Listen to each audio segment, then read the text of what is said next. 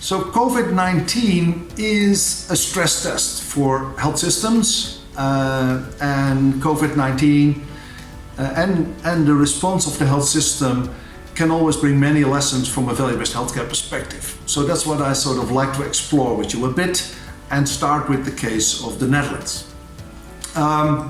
So if we first take the situation of the Netherlands as most of us would see it today.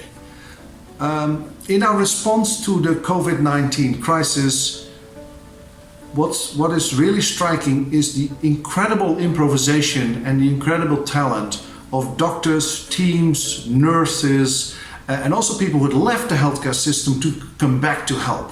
So this improvisation and the spirit that is brought to fix this together, I think is something that makes me proud as a Dutchman. So that's actually a very good thing. The other thing that is slightly different in the Netherlands in terms of approach is that we started from scarcity. We had the lowest IC beds per capita in Europe. We were very low on protective stuff that people needed. And some say that is a consequence of maybe too strictly focusing on costs and budget costs for the last couple of years. We'll see if that's the case or not, but we certainly needed all the improvisation to get at some decent level. Another thing that I think is very interesting in the Netherlands is that we had a very restrictive policy on testing for corona. And not because we didn't have enough tests, of course we didn't have enough tests like so many, but even within the availability of the tests and the testing facilities, we basically only tested when we were already convinced that somebody had all the signs of a coronavirus. And that has been a very restrictive policy that's under, of course, a lot of debate today, and we try to figure out how we can do that better. And to some extent, that's forcing us to fly in the blind, because we don't have a clear view on where the coronavirus is and to what extent it is. So that's something that we are learning. A third thing or another thing that I think is very important to think about is that, like so many countries, the lockdown is a quite heavy lockdown, impacting many parts of society. Of course, we're trying to reduce the possibility for the virus to spread and to keep it below this famous one person, one infected level.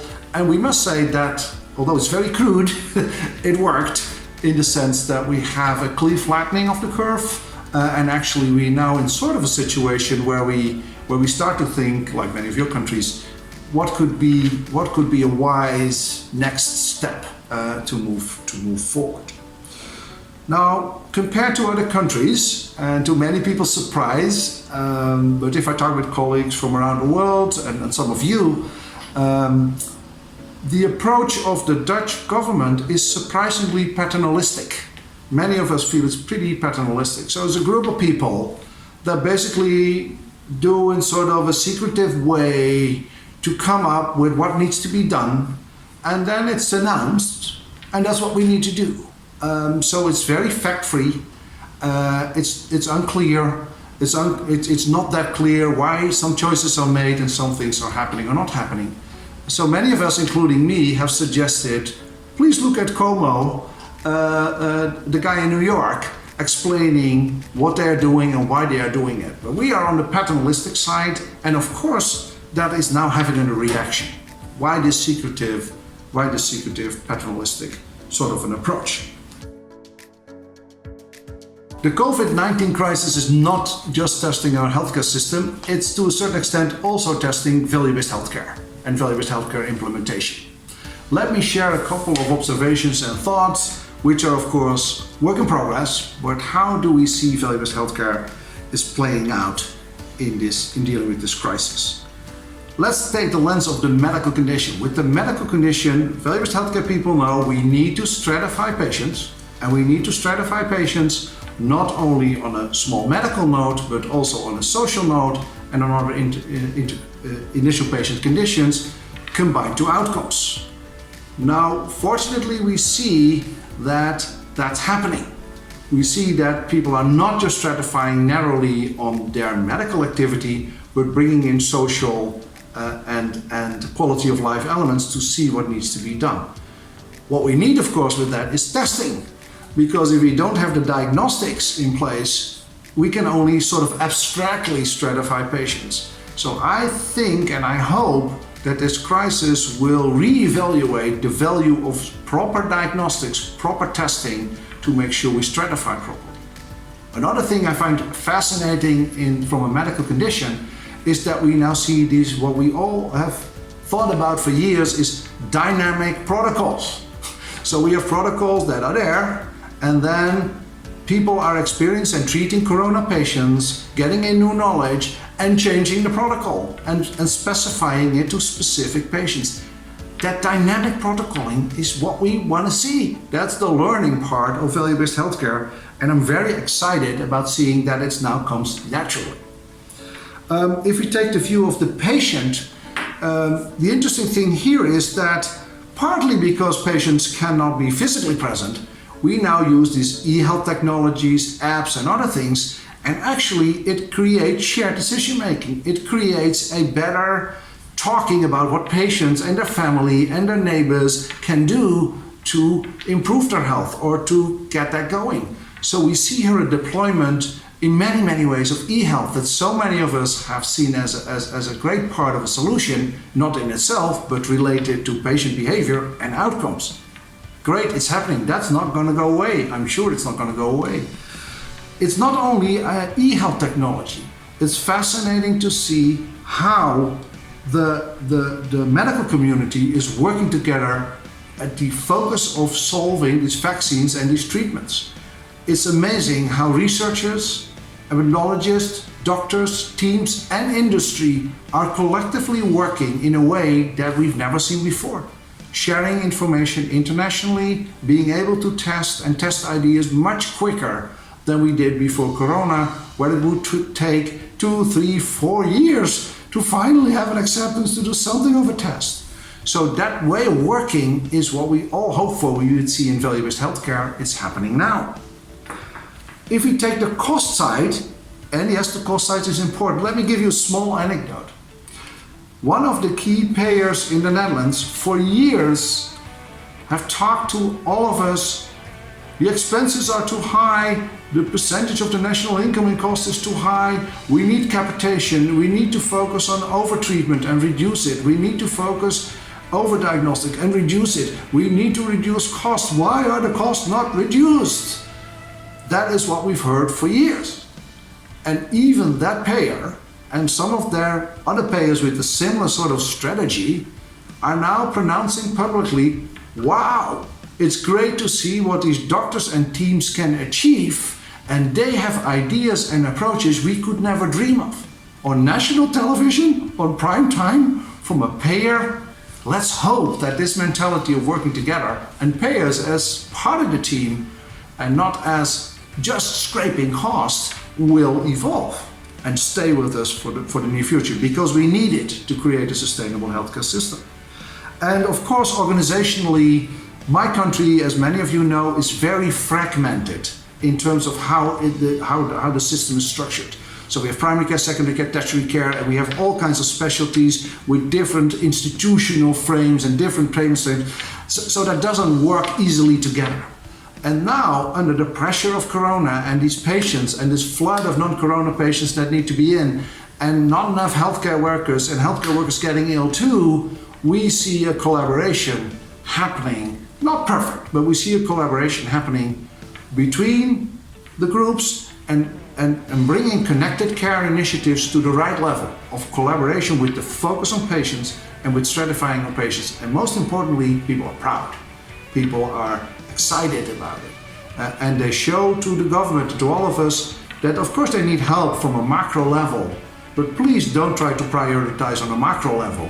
That is what the healthcare teams can really do very well themselves. So I'm very excited about this stress test for value-based healthcare, and hopefully some of the behaviors and the mechanisms that we see will stay and will become stronger.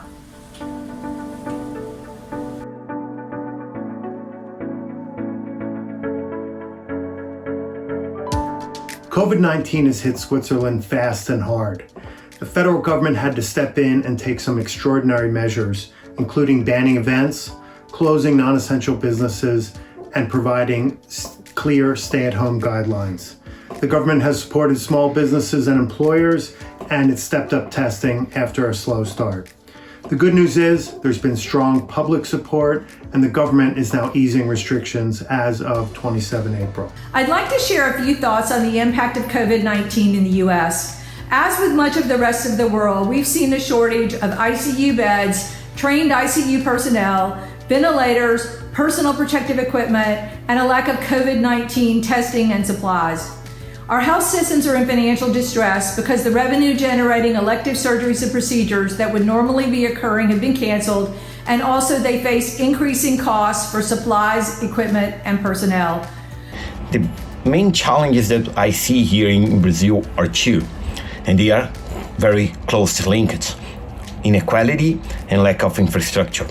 So Brazil is a big country. We have regional disparities, whereas the northern part of the country is poorer. And also we have a lack of infrastructure over there, and some cities are, the healthcare system are collapsing.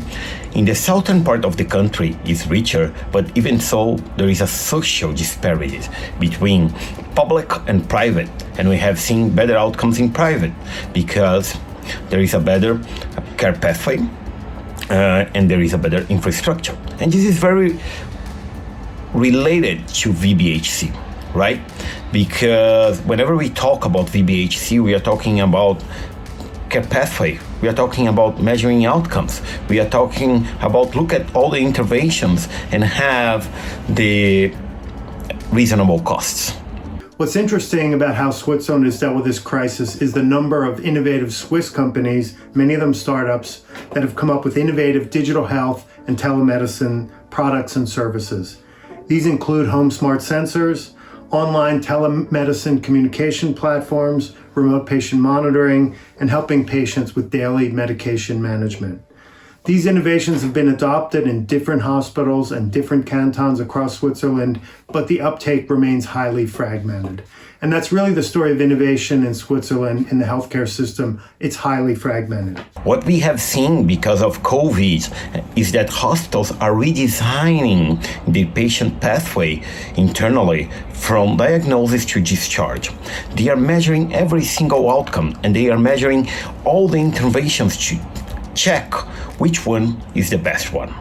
And also, because of the affordability, they are looking for new payment models. The most disturbing trend that we've seen as part of COVID-19 is a disproportionately high share of rate of death among minority populations with high-risk medical conditions.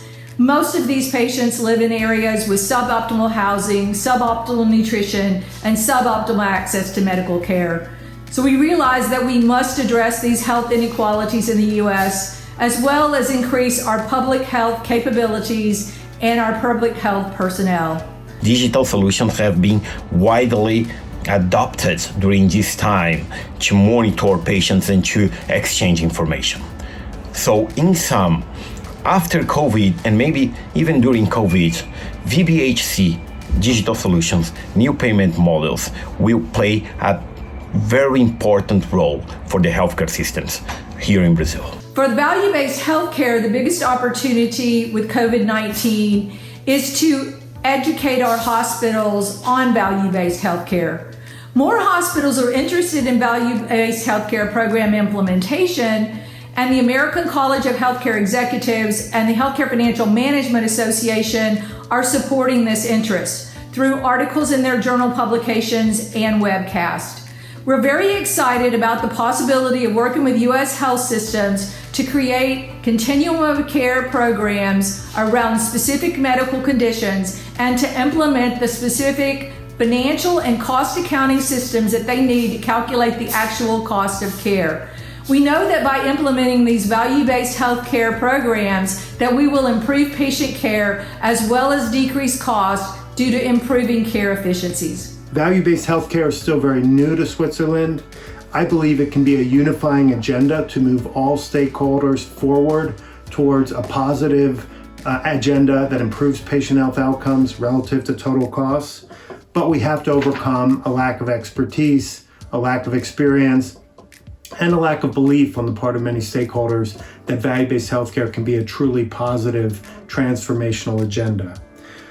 Going forward after the crisis, we need to build a broad coalition of stakeholders that demands accelerated innovation in healthcare delivery based on proven examples of what works, including VBHC, and a coalition that opposes a return to the same old, inefficient ways of delivering healthcare, including cost containment measures.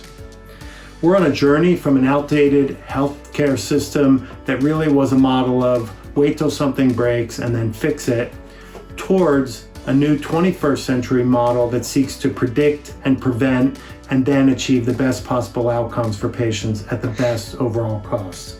Now more than ever, we need to move forward with value-based healthcare in Switzerland. Thank you.